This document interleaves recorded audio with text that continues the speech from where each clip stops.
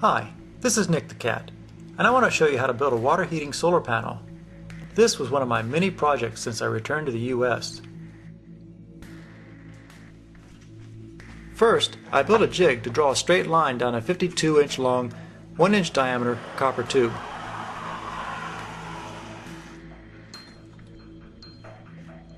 This tube will be a header for a solar panel. Next, mark that line every 2 inches down the pipe for a total of 21 locations, centered around the center of the pipe. Line up all of your headers and mark all the other pipes identically.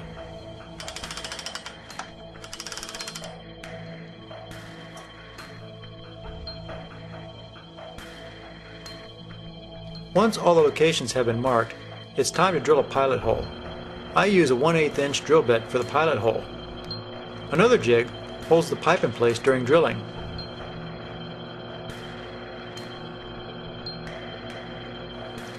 Drill the pilot hole as close to the X as possible in the 21 locations. Then follow up the pilot hole with a larger bit. My small copper tube has a 3/8 inch outside diameter.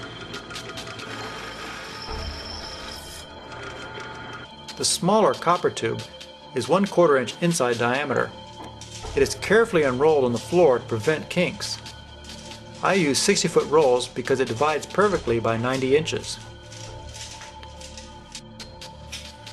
The larger diameter tool allows the smaller copper tube to be marked and cut at exactly 90-inch pieces.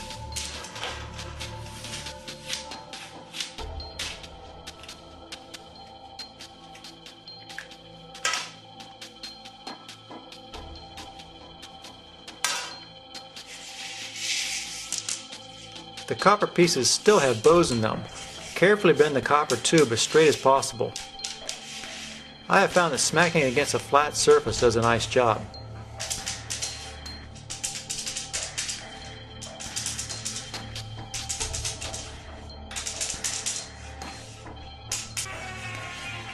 Sand the ends of the tubes. Then cover with solder flux. The fun part is trying to shove each of the small copper tubes into the header pipe. The prior tubes often want to fall back out. Take a look down the copper pipe and verify all the tubes go in far enough, but not too far. If they go in too far, they won't reach the other header. Solder the copper tubes into the header. Be sure the header is hot enough or you won't get a good solder joint.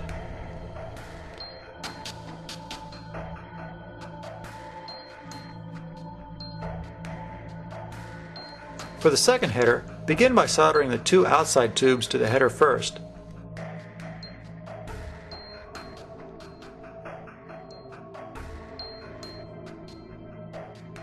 After they've cooled, then shove the rest of the pipes in place. And then, of course, solder them.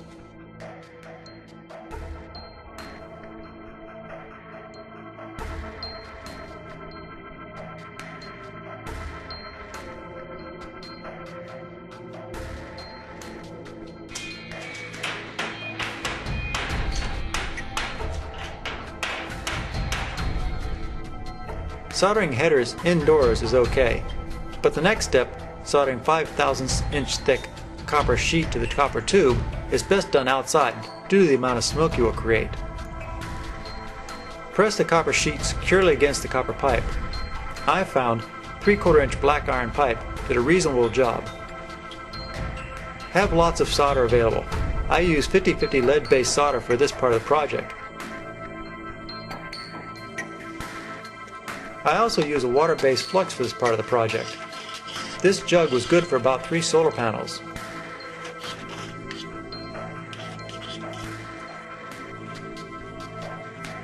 At this point, you can straighten the copper tubes that are wedged between the black iron pipes.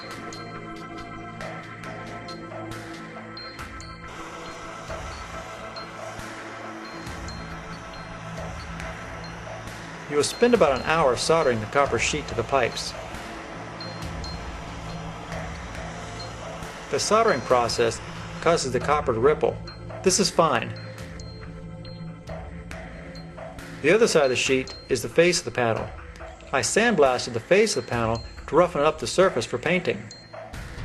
I used Rust-Oleum high-temperature paint without a primer and sprayed the face of these panels. I let the panels hang in the basement for about a month to let them off-gas before putting them into the boxes. For building the boxes, I cut a rabbet in the back of each pressure-treated 2x4, then drilled holes where the headers will exit the sides of the panels. I assembled the boxes with screws, including the plywood back, which fits into a rabbet in the back of the 2x4s. What is missing from this video is that each box has 3 2x2s running across the back of the panel. This supports the copper core solar panel and strengthens the plywood back. After I verified that no screws go through the header holes, I took one of the side 2x4s off, placed a layer of fiberglass insulation in the box, and placed the solar panel on top of the fiberglass. The 2x4 side was then replaced. To pull the solar panel down, I put several screws with washers through the copper sheeting and into the 2x2s that were used to strengthen the back of the panel. To complete the project, the panels were mounted on a rack, tempered glass was added, and flashing used to cover the edges of the glass. Silicon radiator hose was used to connect the panels. This allows for disassembly later if necessary. PVC pipe was cut lengthwise and used to cover the radiator hoses. How hot can these panels make water? We pumped 60-degree water from a garden hose into the set of panels, and steam came out the other end, after the panels had been sitting in the sun for a while.